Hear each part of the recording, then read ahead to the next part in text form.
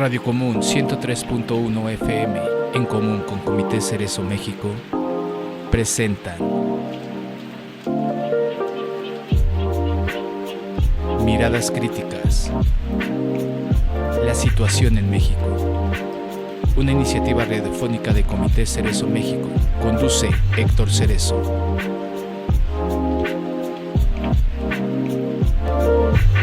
Miradas Críticas, comenzamos.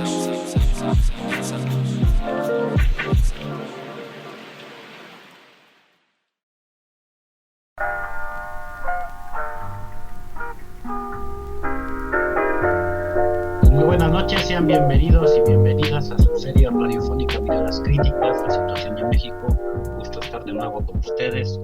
En esta ocasión, hoy martes 2 de abril de este inicio de temporada 2024, les presentamos el programa titulado Elecciones y Represión allá en Ecatepec de Morelos, en el Estado de México.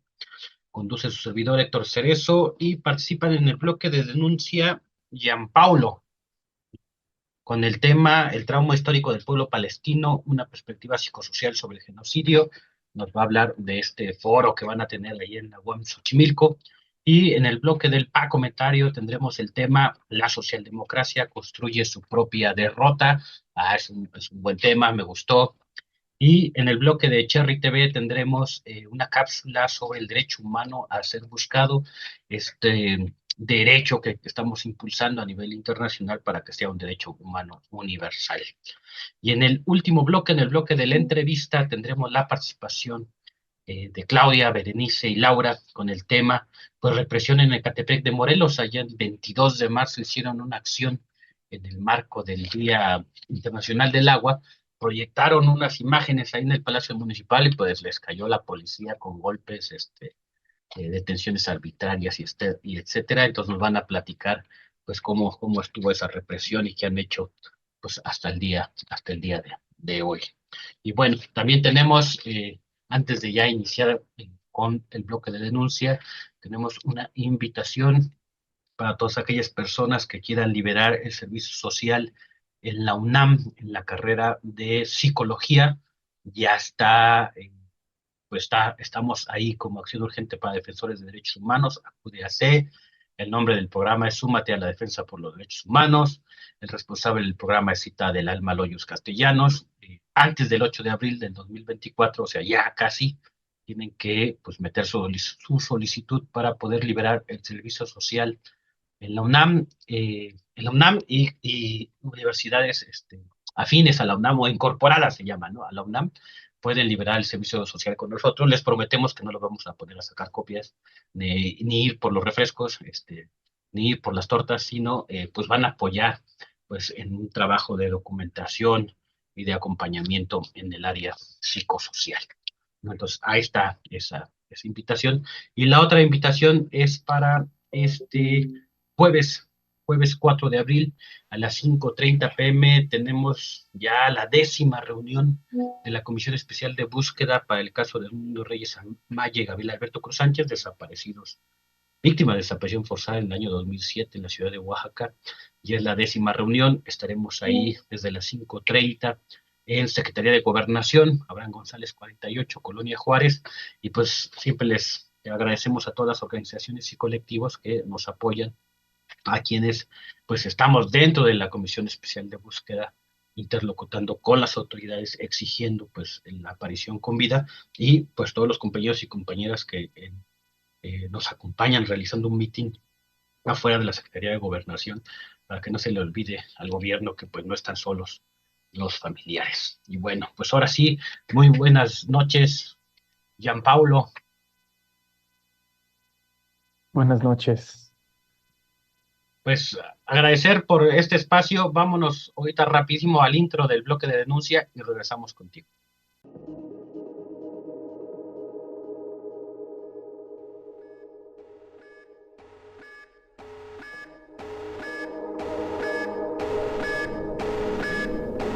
Denuncia en Miradas Críticas.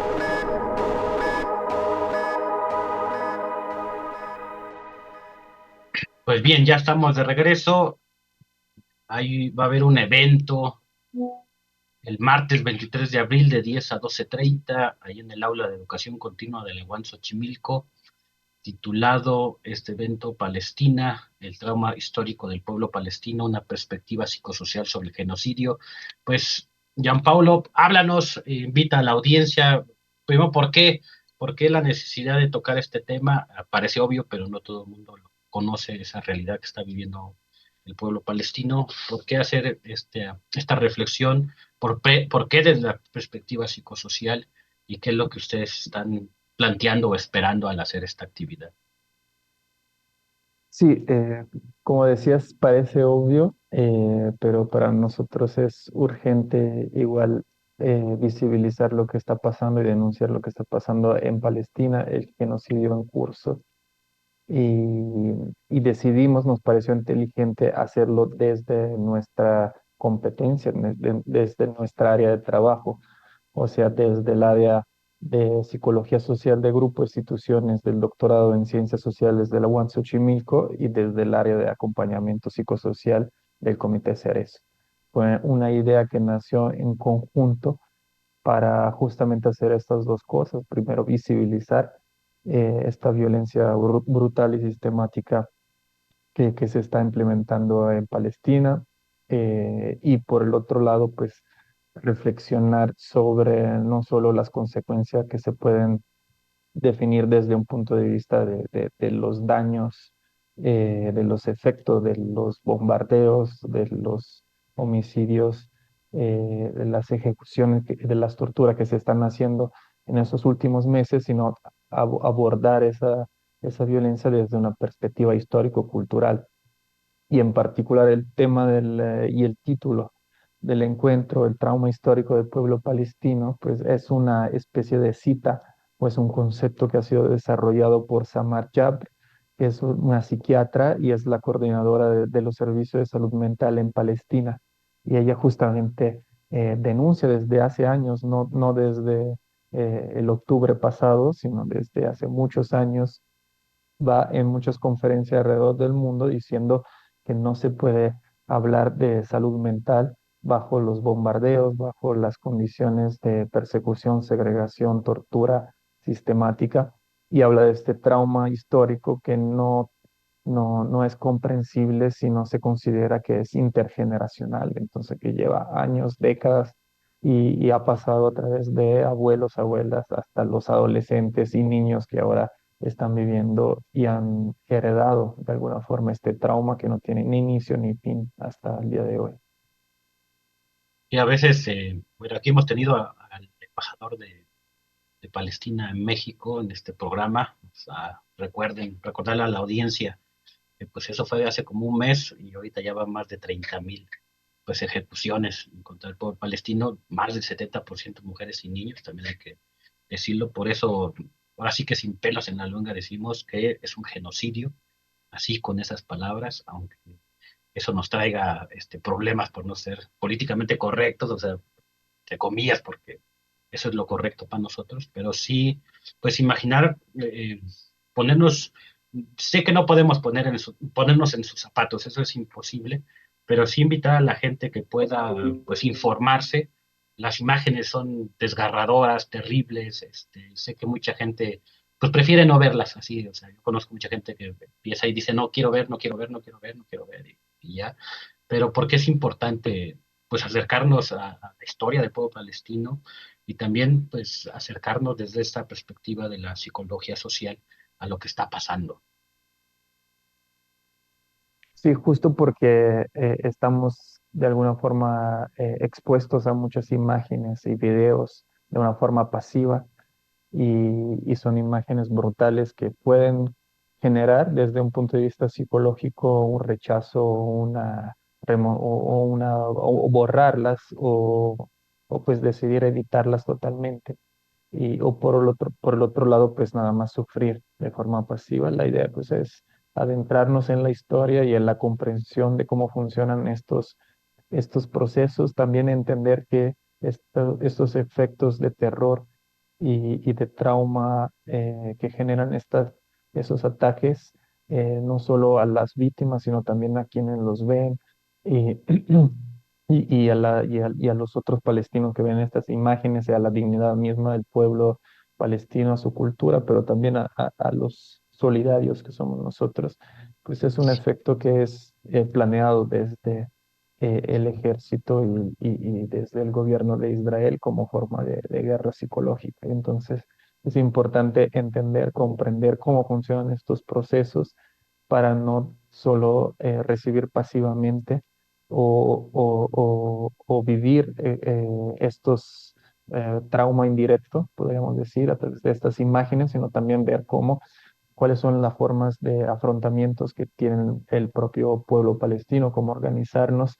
Y regresando a Samar Jabr, ella desarrolla este concepto del que platicaremos durante el encuentro, que retoma la cultura palestina, que es el Sumud, que es un concepto que incluye tanto la resiliencia del pueblo palestino frente a los traumas y a la violencia, pero también la parte de la resistencia, que significa enfrentar el status quo y resistir de diferentes formas culturales, de una forma de regresar a las mismas tierras, plantear y sembrar los mismos árboles que han sido erradicados por Israel, y también otras formas de luchas más de enfrentamiento con el ejército.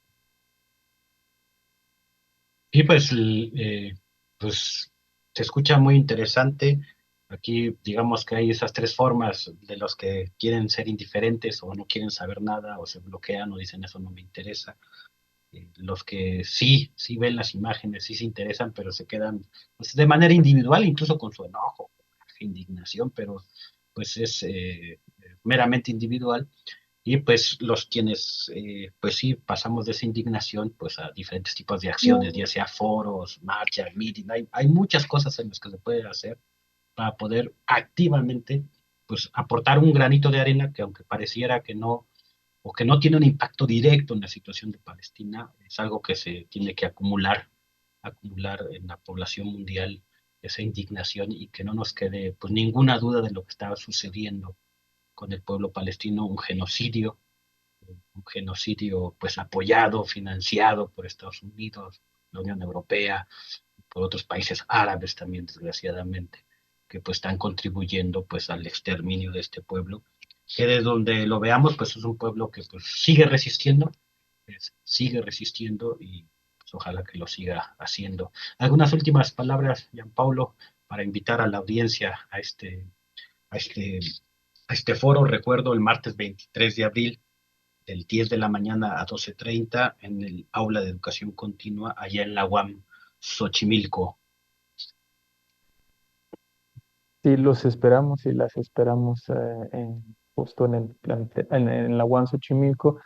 Y además de platicar y de escuchar las ponencias que se darán, pues es también un momento para intercambiar contactos, para acercarse tanto a los trabajos que se hacen desde la área de psicología social de la UAM, tanto al área del acompañamiento psicosocial de Comité Cerezo. Entonces, una forma también de vincularse y de acercarse y de organizarse. Pues ahí está la invitación para que si pueden ir, no sé si lo van a transmitir en vivo también.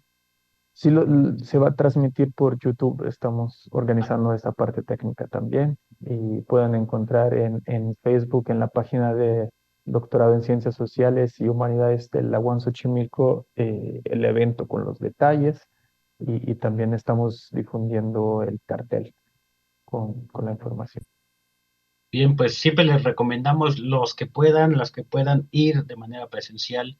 Ya de plano, si no se puede, pues era virtual, pero siempre es importante pues, el contacto, el verse, el poder dialogar, el poder platicar. Decirle a la audiencia que en México ha habido experiencias también de grupos de psicólogos, psicólogas, por ejemplo, cuando estuvo pues, el conflicto en El Salvador, en Guatemala, en Nicaragua, muchos mexicanos fueron ahí pues a dar ese apoyo desde la psicología y otros pues como médicos e incluso otros como combatientes en Centroamérica y pues rescatar esa solidaridad del pueblo mexicano hacia quienes están pues luchando y se encuentran en situaciones muy difíciles. Pues muchísimas gracias, Gianpablo, gracias por aceptar la invitación y por tus palabras. Gracias por la invitación a ustedes. Bien, pues ahí está la participación, no se pierdan este foro, pienso que va a estar muy, muy interesante, hay conceptos que no conocemos desde aquí, que será pues enriquecedor poder acercarnos pues a los que están reflexionando y viviendo también en esa pues triste y cruel realidad del pueblo palestino. Y bueno, pues vámonos ahora sí rapidísimo con el comentario, casi lo agarré este. Pues adelante, Francisco. Pa' comentarios de Francisco Cerezo.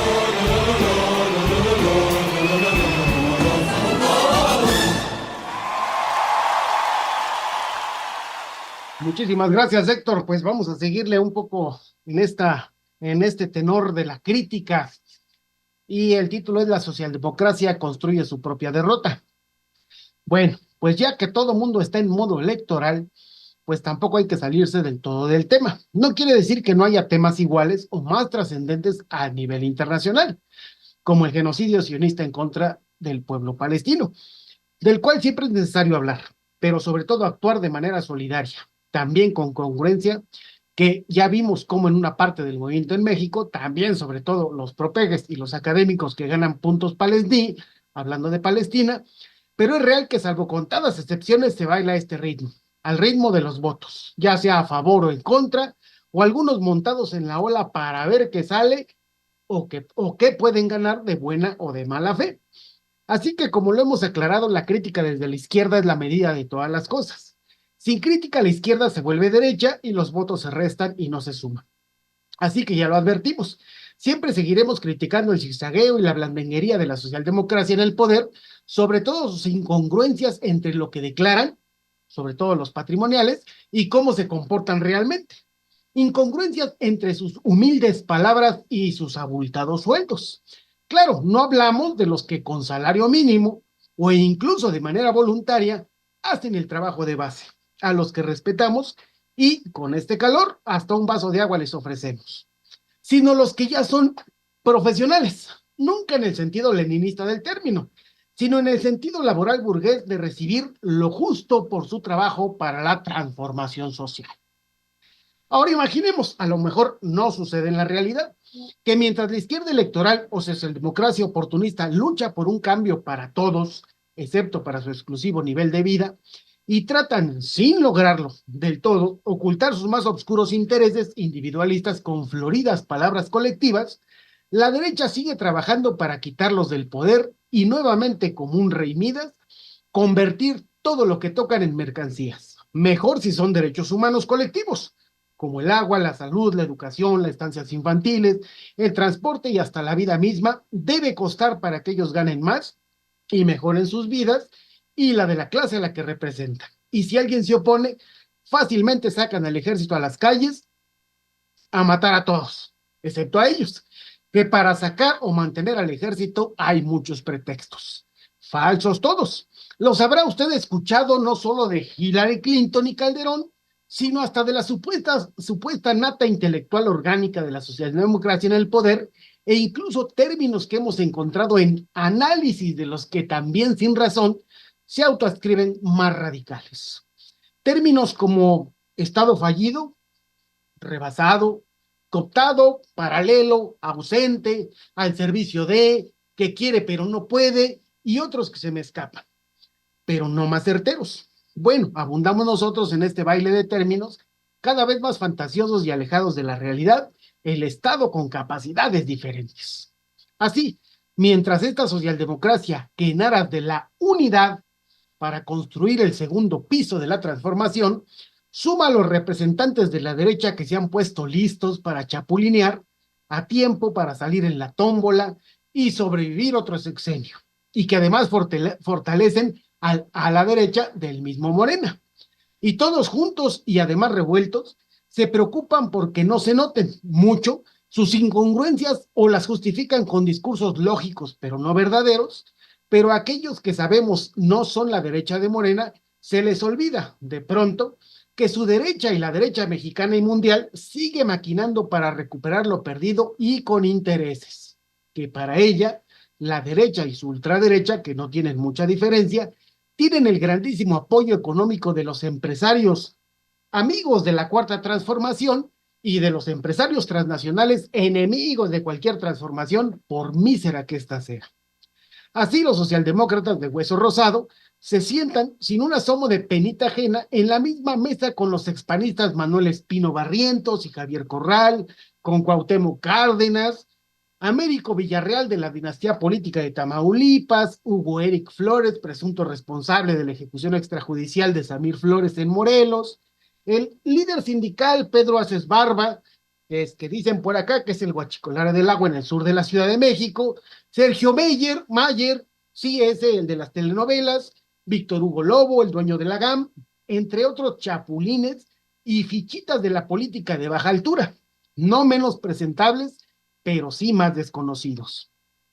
Y esa es la crítica que hacemos. Mientras que una parte del pueblo conoce las prácticas chuecas y marranas de los señalados y muchos más, la dirigencia de Morena declara, escuche con atención, imaginen una voz de político priista del pasado, y además sin parpadear, que el análisis de los perfiles, y voy a citar, asegura la congruencia ideológica y su compromiso con los principios del movimiento para consolidar el segundo piso de la transformación.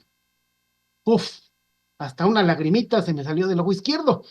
Sabemos que la nueva casta dorada de Morena se justifica diciendo, es lo que hay, y enseguida lanzan el dardo envenenado para que caigas en su trampa. Te preguntan aparentando una autoconfianza digna de priista de antaño, que hasta llora por fallarle al pueblo mexicano y devaluar el peso. Esa expresión, no me dejarán mentir, de que pueden decir una mentira con cara de decir una verdad. Muy seguros de sí mismos y alzando la voz para que oigan todos los presentes. ¿Acaso es mejor votar por la derecha o la profundización del neoliberalismo y el regreso de un neocalderón con su mano derecha, aunque debería decirse de su mano ultraderecha, García Luna condenado por narcotraficante? Hasta parece que te desarman teóricamente ante tremenda verdad. Incluso podría jurar que quien me lo dijo puso su teléfono en altavoz con una grabación de ovaciones y aplausos. Después te quieren chamaquear, aunque a mi edad eso ya es burla, que es que explican la dialéctica tratando de enseñar la relación entre el todo y la nada. Es decir, dicen, como si ellos mismos lo entendieran, compañero, hay que hacer el análisis concreto de la situación concreta. Me cachis, diría Mafalda. Esperan que después de esta cátedra de posverdad líquida, te quedes callado y extiendas un papel con tu nombre para la siguiente tómbola. Y seas partícipe de la cuánta transformación y te calles. Pero ni tardos ni perezosos les ponemos un ejemplo de sus propias incongruencias. El presidente de Morena en la Ciudad de México, Sebastián Ramírez, dijo que el voto decisivo no es nada más un asunto de clases sociales, sino de ponderar los dos proyectos que están en juego. Los que quieren el clasismo, el racismo y la corrupción votarán por los conservadores, y los que quieren una ciudad honesta, democrática e incluyente querrán que siga la transformación, y remarca, sin saber realmente lo que significa, que eso es independiente de las clases sociales. Pero en la práctica, la candidata a Coyoacán por Morena es Hanna de la Madrid, que en el 2023, hace menos de un año, era militante del PRI y siempre ha sido suspirante al poder. En 2015 fue candidata por Coyoacán, también fue candidata a diputada local suplente en 2009, federal plurinominal en 2012, candidata a diputada local en 2018, pero el año pasado dicen que estaba sentado en la zona de Pedregales y vio el rostro de AMLO en medio de luces y hasta dicen los testigos, escuchó los coros de Los Ángeles. De Los Ángeles del Pedregal, un sonido muy cotizado en estas tierras. Quizás al otro día chapulineó a Morena.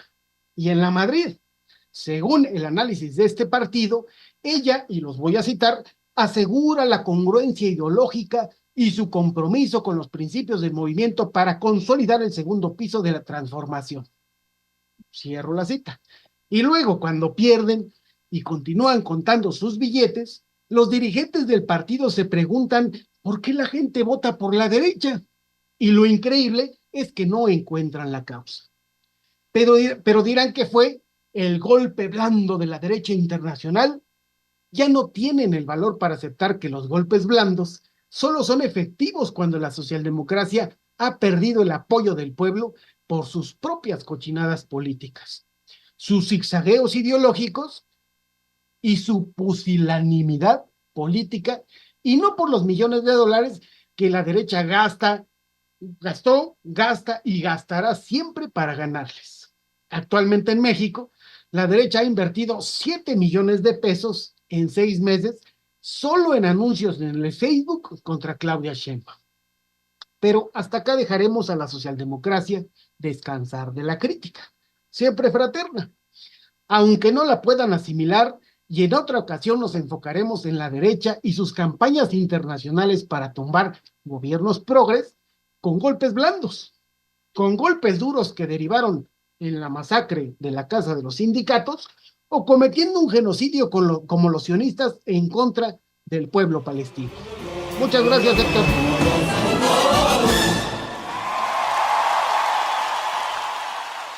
Pues muchas gracias, Francisco. Ahí está el comentario. Escríbanos qué les pareció esta reflexión. La socialdemocracia construye su propia derrota. Híjole, me acordé de Rosa Luxemburgo y cómo le fue. Bueno, y luego a los argentinos cómo les está yendo con Milei. Y bueno, la lista es larga. Pues escríbanos qué les pareció. Y pues vámonos al primer corte con la producción de Radio Común.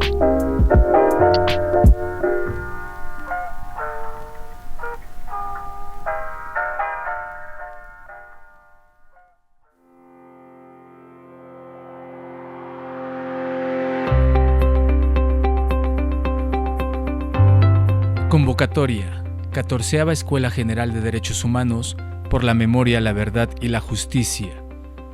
Esta escuela está dirigida a personas solidarias, colectivos y organizaciones. Inscríbete llenando el formulario que encontrarás en el QR o manda un correo con tu nombre, ocupación, edad y qué turno prefieres a comitecerezo.educacion@gmail.com. Escanea el QR.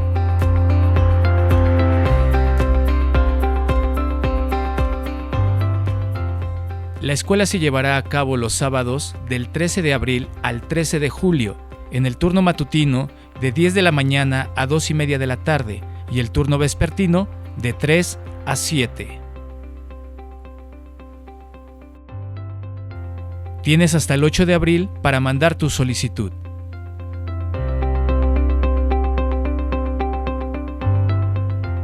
Acción Urgente para Defensores de Derechos Humanos y Comité Cerezo México te convocan.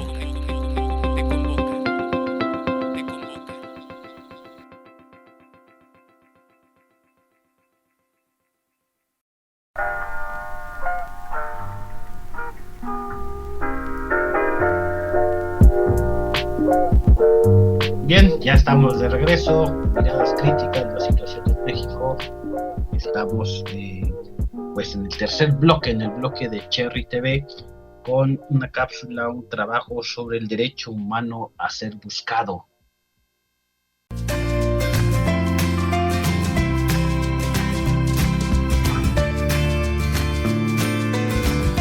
La desaparición forzada es una de las violaciones a derechos humanos más graves que puede ejercer un Estado. La lucha constante de las organizaciones y víctimas de esta violación para que se reconozcan los derechos de las familias y los detenidos desaparecidos ha dado como resultado la creación de mecanismos especializados, el reconocimiento y conquista de nuevos derechos. Es el caso del derecho a la búsqueda de las víctimas de desaparición forzada. Si bien se puede encontrar referencia a la obligación que el Estado tiene en relación a este derecho, el camino sigue siendo largo. Por ello, dedicaremos esta cápsula a recuperar las participaciones que se dieron en la conferencia Derecho a ser buscado, interpretación de la Suprema Corte de Justicia de la Nación, Sistema Interamericano e Internacional. Alan García, representante de la Oficina del Alto Comisionado de los Derechos Humanos de la ONU en México, a propósito de este tema, menciona lo siguiente. Creo que México ha sido un país que ha desafiado muchos de estos elementos conceptuales desde los cuales el derecho internacional en esta materia ha sido creado, ha sido diseñado. ¿Por qué? Por la magnitud de la problemática, por la persistencia de los crímenes alrededor de la desaparición de personas, por la multiplicidad de actores envueltos, por los niveles de connivencia, complicidad, aquiescencia entre autoridades y grupos delictivos, en fin.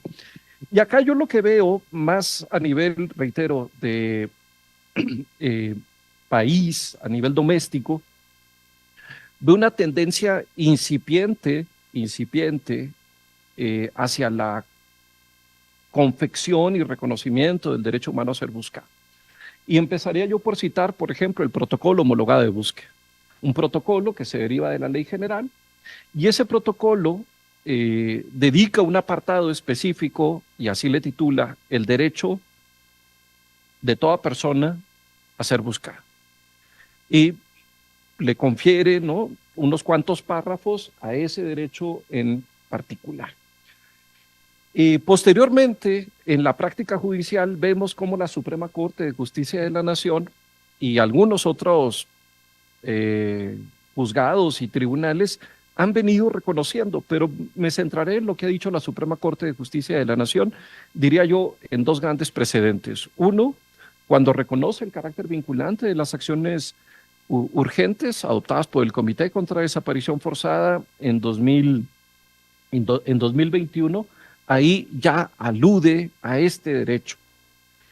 Y posteriormente, un año después, en el caso de Edmundo y Gabriel, donde varios de ustedes jugaron un rol importantísimo, ¿no? Pues ahí de nueva cuenta no solamente se recupera lo que se dijo en el precedente de 2021, sino que se desarrolla en mayor medida. De tal suerte que, ¿qué tenemos? Una definición de una política pública en el protocolo homologado de búsqueda, una definición jurisprudencial al más alto nivel por parte de la Suprema Corte de Justicia de la Nación, pero también tenemos esfuerzos incipientes a nivel local que vale la pena recuperar, porque también han sido producto pues, de los procesos de incidencia de colectivos a nivel de las entidades federativas. Y aquí yo, a manera ilustrativa, cito los que me parecen los dos precedentes más relevantes que vienen del norte del país. Uno, la Constitución de Coahuila, que reconoce el derecho a la búsqueda como un derecho constitucional a nivel local, y de manera más reciente la nueva Constitución adoptada en Nuevo León, de igual forma reconoce el derecho humano a la búsqueda por parte de las personas que están desaparecidas. De tal forma que también esfuerzos locales, y yo creo que ahí se acredita algo que desde los organismos internacionales hemos enfatizado, incluso la propia Convención Internacional hace referencia a los estados federales como México, pues las posibilidades que da una estructura federal para efectivamente innovar. Y creo que en eso, ¿no?, los colectivos del norte de México pues han sido pioneros en muchos de estos esfuerzos, a grado tal de que hoy por hoy pues ya está, reitero, constitucionalizado en sus propios textos locales este derecho. Dicho de otra forma, el empuje de los colectivos y organizaciones para que jurídicamente se establezcan lineamientos específicos y adecuados para la búsqueda de personas detenidas desaparecidas y desaparecidas por particulares, da como resultado el reconocimiento del derecho a la búsqueda, aunque todavía falta fortalecer y buscar la mejora de estos mecanismos, ya que por un lado tenemos la búsqueda bajo la presunción de vida, y por otro está la búsqueda forense, que también conlleva grandes retos de resguardo y respeto a los restos de las víctimas. Desde el Comité Cerezo México se abona a este tema la siguiente perspectiva. Uno de los aportes creo que importantes, sobre todo de la lucha de Sudamérica, Centroamérica, en parte también en México, es lo que hoy conocemos como los derechos de las víctimas, ¿no? Porque ahí vamos a sacar el derecho a toda persona a ser buscado, pues el derecho de las víctimas y de las víctimas de graves violaciones a los derechos humanos, ¿no? Entonces, derechos que históricamente son pues, relativamente nuevos, ¿no? Si lo vemos en los 50, 60, 70, pues no se hablaba del derecho a la verdad, a la justicia, a la memoria, a la represión como tal, como un grupo de derechos, aunque la exigencia por la verdad o la exigencia por la justicia siempre ha existido desde que hay injusticia, ¿no? O desde que no hay verdad, ¿no?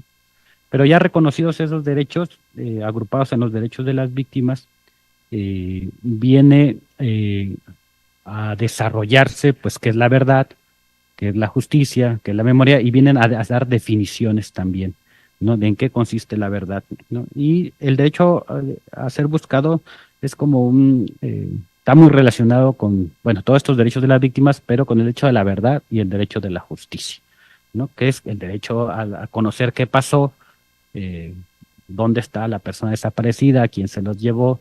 Hoy también les hablamos no solamente de autores materiales e intelectuales, sino de los facilitadores de esas desapariciones forzadas e inclusive de los beneficiarios de esas desapariciones forzadas. Pero también tiene que ver, la verdad, con la investigación, que tiene que ver con la sanción a los responsables materiales e intelectuales, ¿no? La sanción también a los facilitadores y a los beneficiarios. Si en México aplicáramos eso en el derecho mexicano, pues estarían en la cárcel la mitad del Estado, ¿no? Porque han sido facilitadores de la práctica de la desaparición forzada, ¿no? Estos derechos humanos empiezan como demandas, como exigencias, como anhelos inclusive de los familiares de los pueblos, ¿no? Y empiezan a ser retomados y sí, van a llegar a un momento en que son positivados, o sea, que van a estar en las leyes, ¿no? Y ese tránsito, ese proceso, pues es un proceso histórico que al menos en México pues ha llevado muchos años, desde 1999 al menos, que fue la primera propuesta que se tiene o que tenemos registrada de ley en ese tiempo federal contra las desapariciones forzadas, pues al menos desde ese año ya se ha venido impulsando que exista una legislación o en el derecho mexicano, pues el reconocimiento de ciertos derechos. Y el derecho a la verdad va a ser muy importante y más ahorita porque si no hay verdad, yo pienso que como en cadenita los demás derechos simplemente no se pueden dar, no se pueden garantizar. Si no sabemos qué pasó, cómo pasó, es más, si no sabemos quién es el perpetrador, ni siquiera podemos definir si es una desaparición forzada, una desaparición a manos de particulares o otro tipo de desaparición. Entonces, sí, la verdad se convierte, como pensamos, en algo muy importante, ¿no? Y para conocer la verdad, ahí vamos a meter este derecho a la búsqueda, que tiene que ver pues con la inanición del Estado. O sea, el Estado no solamente desaparece personas o permite que otras personas desaparezcan, sino que también no hace absolutamente nada por conocer el paradero real de las víctimas. En algunas ocasiones porque él mismo desapareció y no le conviene, no quiere pisarse la cola, y en otras ocasiones también porque protege intereses de otros terceros y por eso no investiga. Entonces, ese derecho a la búsqueda, en un principio teníamos la discusión si debería que ser el derecho a la búsqueda o el derecho a ser encontrado, ¿no? O el derecho a ser devuelto, ¿no? Muy en la tradición de que, pues vivos se los llevaron, vivos los queremos, entonces tenemos derecho a que nos los regresen. Entonces, es una discusión que todavía tenemos ahí con algunas organizaciones, ¿no? Pero bueno, va quedando el derecho a ser buscado como ese derecho que va a explicar todo esto. Y como dice Pedraza, este derecho sí no está surgiendo desde las altas instancias internacionales. O sea, no es que los queremos y los respetamos mucho, pero no nació de ellos, de que digan, ay, debe que haber un nuevo derecho humano y debe que llamarse el derecho a la búsqueda y vamos a consultarlo con las víctimas y organizaciones, ¿no? Sino efectivamente viene desde pues, la lucha en las calles, la lucha en foros, la lucha en las instituciones, ¿no? Por que busquen a sus familiares. O sea, ni siquiera conceptualizado en un momento como un derecho humano, sino como una exigencia, así una demanda hacia el Estado de que busquen a nuestros familiares. Y si no los buscan ustedes, nosotros los vamos a buscar. Y eso también en la práctica ha sucedido, pues las cientos de familias que están buscando, así literalmente con sus manos a sus seres queridos.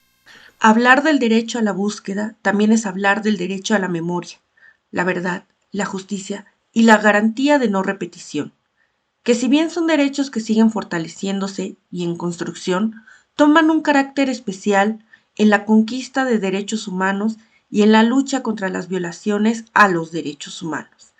que pasan de ser una exigencia o demanda específica para plasmarse posteriormente en el sistema de derechos con miras a mejores condiciones de vida digna. Porque vivos se los llevaron, vivos los queremos.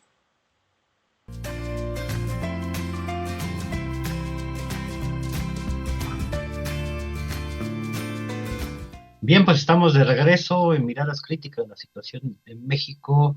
Ya no nos vamos a ir al segundo corte con la producción de Radio Común, vámonos directamente al intro del bloque de la entrevista.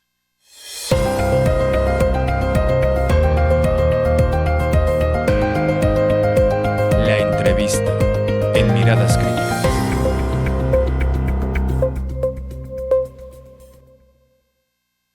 Bien, pues muy buenas noches, Claudia, Lisbeth, Jacqueline. Pues un gusto estar con ustedes y pues vamos a iniciar esta entrevista y decirle a la audiencia que el 22 de marzo, en el marco del Día Mundial del Agua, hubo una acción performática para visibilizar la escasez de agua en el municipio de Ecatepec de Morelos, allá en el Estado de México.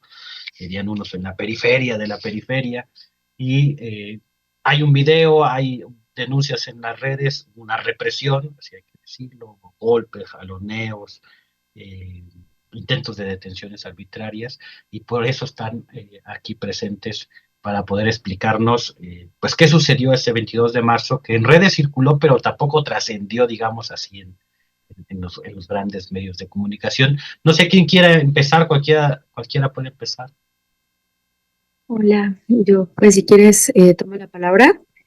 Pues para empezar, bueno, nos gustaría presentarnos como quiénes somos. Somos una coalición ecofeminista que trabaja y está que trabaja en Ecatepec, Estado de México. Estamos conformadas por 3 organizaciones comunitarias de base que trabajamos temas de género y temas ecológicos en el municipio.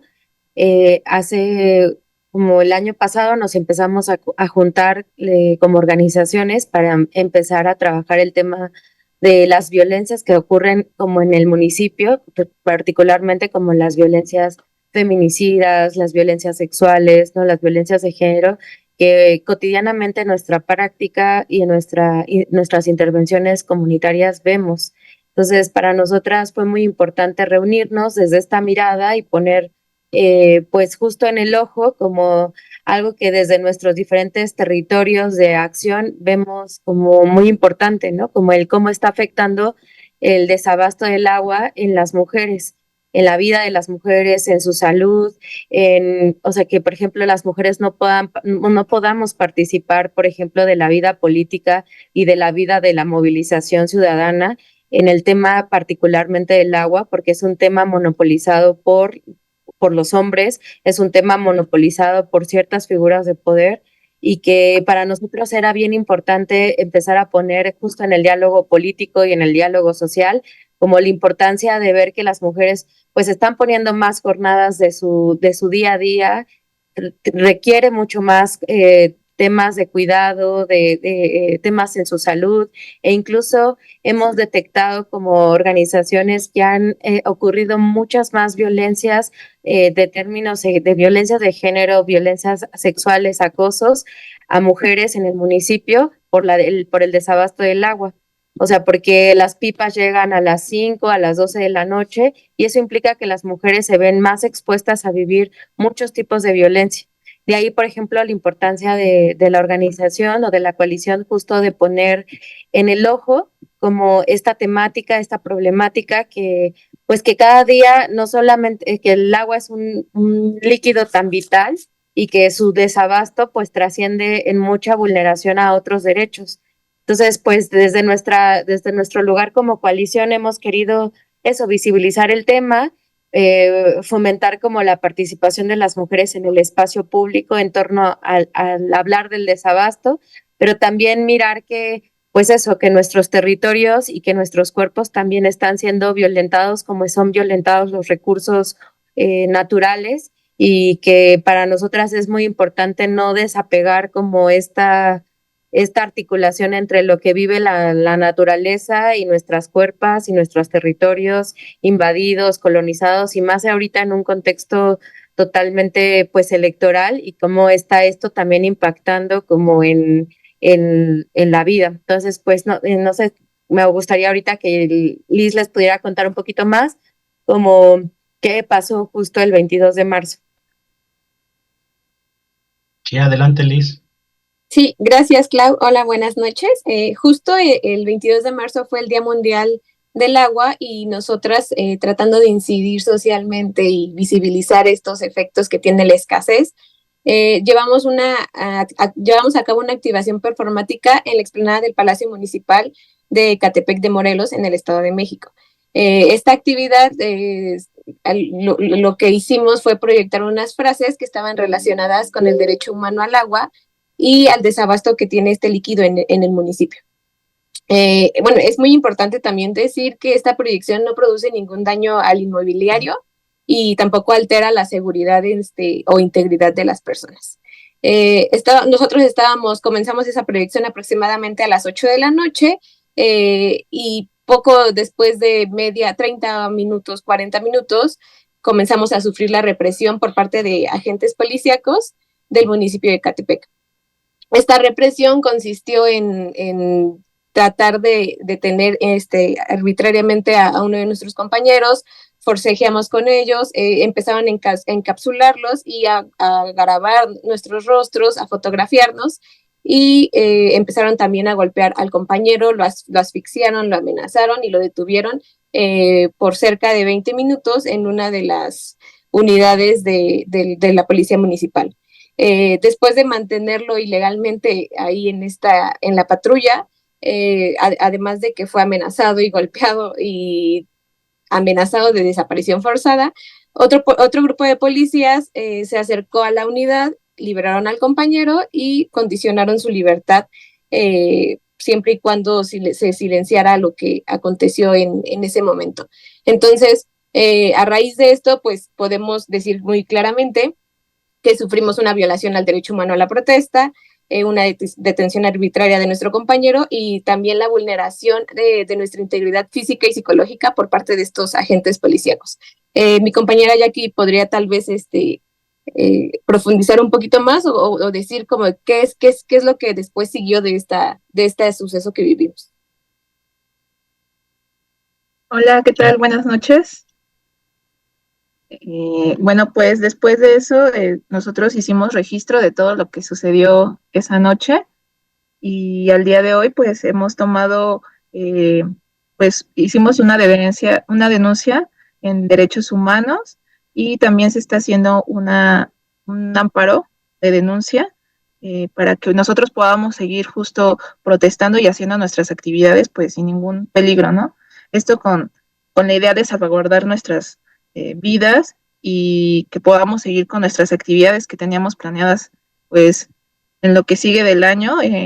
Esto pues también queremos decir que esto no nos va a detener, no nos intimida. Obviamente sí tenemos miedo porque sabemos que es un tema fuerte que ahorita se está, no solo aquí en Ecatepec, sino en la ciudad y creemos que es importante que se esté tocando y que no nos quedemos callados, ¿no? Que esa intimidación, al contrario, va a hacer que nosotros hagamos más redes también con más gente que también quiera salir a protestar por lo que está sucediendo aquí en Ecatepec. Y bueno, no sé si quieran agregar algo más, compañeras.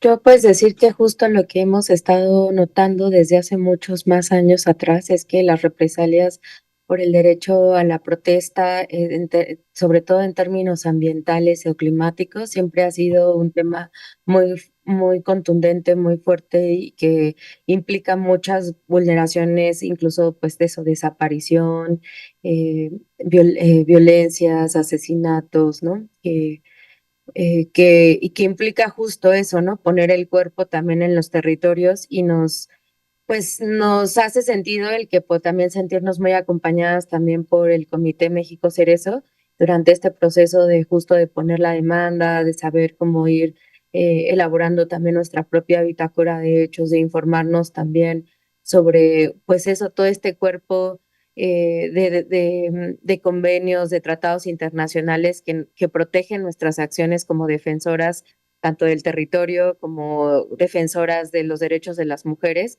Y pues para nosotras ha sido muy importante el poder justo, aunque sean espacios muy concretos los que nos dan voz, es porque justo, ¿no? O sea, porque solamente podemos recibir estos espacios, pues porque a muy pocas personas les interesa realmente dar visibilidad sobre lo que ocurre en un estado que es un estado represor, como lo es el Estado de México, ¿no? Hemos tenido no solo una experiencia de esto es como a nosotros quizá no nos tocó en el mismo nivel, pero que las mujeres de Atenco, pero no olvidemos que, por ejemplo, las mujeres de Atenco también recibieron una vulneración, una violencia sexual a sus cuerpos, una violencia psicológica, una violencia física, con grados muy severos, por eso mismo, ¿no? Por defender sus tierras, por defender como defenderse contra justo una máquina capitalista de poder que quiere consumir nuestros territorios. Y me hace mucho sentido que podamos hoy empezar a hablar de lo que está ocurriendo, porque no es un tema menor. El hecho de que las personas no podamos ni consumir agua, ni podamos, por ejemplo, tener agua para bañarnos, agua para poder lavar nuestros trastes, es vital, ¿no? El agua sirve para muchas cosas y que hoy nos esté hablando o se esté también trazando como una ruta del huachicoleo del agua, como lo fue anteriormente, como esta lucha de un criminal o de la lucha de criminales, como buscar construir un enemigo político para sacar justo a la policía o a los militares a la calle. Eso es lo que está pasando en Ecatepec, ¿no? Que hoy se habla del huachicoleo, pero justo como esta construcción política de enemigos, cuando en realidad quienes producen ese negocio son los mismos que podríamos citar, que son esos criminales que se la roban o que la negocian o que la limitan a la población de Ecatepec. Entonces, pues bueno, nos interesa mucho poner este tema y gracias también por darnos como el espacio para hablarlo. Estamos también justo, ¿no? Acuerpándonos, estamos tratando de rearticularnos y de pensar justo para dónde van nuestras acciones, porque pues es importante, ¿no? Visibilizar y hacer el llamado a muchas también otras mujeres que viven cotidianamente estas como consecuencia del desabasto del agua y que justo para allá vamos, ¿no? Para también hacer un llamado a, a reorganizarnos, a no tener miedo frente a esto y seguramente tendremos que ir pensando nuevas estrategias para poder pues seguir hablando del tema. ¿Quién gobierna Ecatepec para la gente que nos escucha, por ejemplo, nos están escuchando desde Ciudad Juárez, Chihuahua, desde Cuernavaca, Morelos, desde Michoacán? Para los que no sepan quién gobierna ahí en Ecatepec y si ha dicho algo el gobierno municipal o el gobierno estatal al respecto. Ahorita está Vilchis, que forma parte como de una facción de Morena. Sabemos que el partido político, o sea, Vilchis ha estado reelecto por segunda vez y hay como rumores de que está buscando como una nueva candidatura a través de su esposa, eh, que es me parece que Esmeralda, no recuerdo su apellido en este momento. Pero justo está como que la lucha por el poder en Ecatepec ha sido justo muy contundente y hay muchos como rumores frente a lo que está pasando también tras bambalinas con los agentes policíacos, ¿no? Con, con la Guardia Nacional. O sea, el tema del agua sí es algo que ya lleva tiempo y que incluso hay zonas que no tienen agua desde hace 5 años o que no hay ni siquiera durante semanas agua y donde las mujeres o las personas en general tienen que invertir entre 1,500, 2,000 pesos quincenales para tener una pipa, ¿no? Comunitaria y dividirse el agua. Entonces eso nos habla de que pues eso, hay una violencia cruda y sistemática, algo que es tan básico como el poder tomar un vaso de agua o lavar tus cosas, ¿no? O poder justamente, pues eso, tener higiene con tu cuerpo. Nomás para decirle a la audiencia que conocemos a muchos compañeros y compañeras que tienen miedo de ir a Ecatepec a pegar un cartel o a repartir un volante. Así. Y incluso tenemos ahí la convocatoria actual para la segunda Escuela General de Derechos Humanos de Ecatepec y sus alrededores, que por cierto el 13 de abril termina la convocatoria. Y el mismo equipo se enfrenta a esa dificultad que no es tan fácil, digamos, como en otros lados, porque si incluso han detenido a compañeros en otros municipios, y de Morena, ¿no? Para que tampoco digan que nomás el PRI y el PAN, no, también de Morena, que por repartir un volante, falta administrativa, multa, que por pegar un cartel, y bueno, y si lo pegas con engrudo, peor. Entonces sí, o sea, si eso sí es real, le decimos a la audiencia que aunque sean de Morena, está el clima, se siente el clima y el ambiente represivo.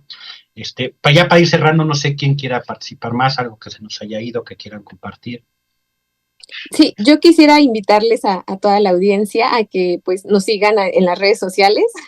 Ahí vamos a seguir compartiendo comunicados, cómo vamos avanzando con lo del amparo, con lo de la queja, y para que pues justo vayan como tratando de informarse más sobre cómo va siendo la situación del desabasto del agua en Ecatepec. Nos encuentran en las redes sociales como Instagram, Facebook y Twitter, como @todasporelagua. El por es una X, entonces es todas X el agua.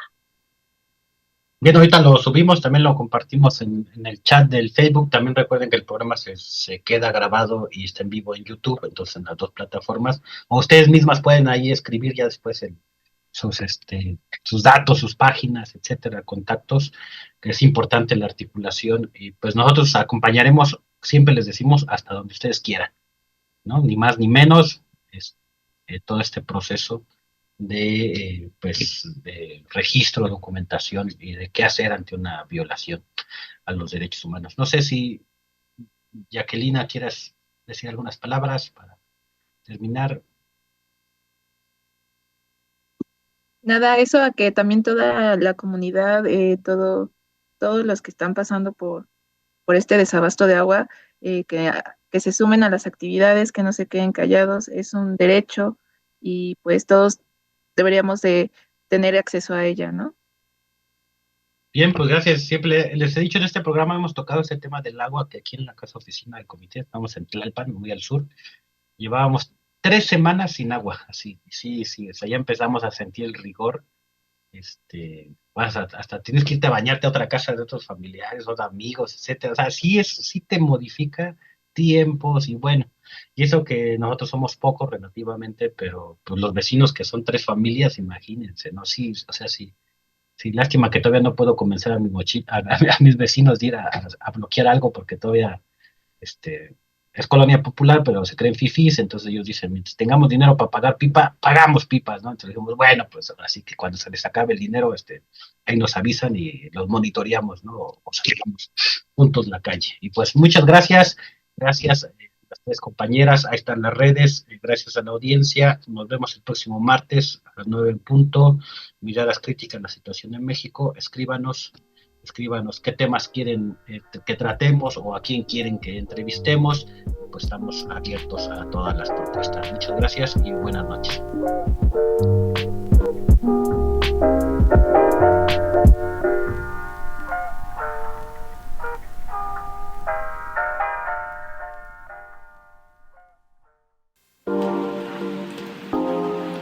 Radio Común, en común con Comité Cerezo México, les esperamos en la siguiente entrega. Miradas críticas. La situación en México. Una iniciativa radiofónica de Comité Cerezo México. Vida digna. Memoria, verdad, justicia. Radio Común.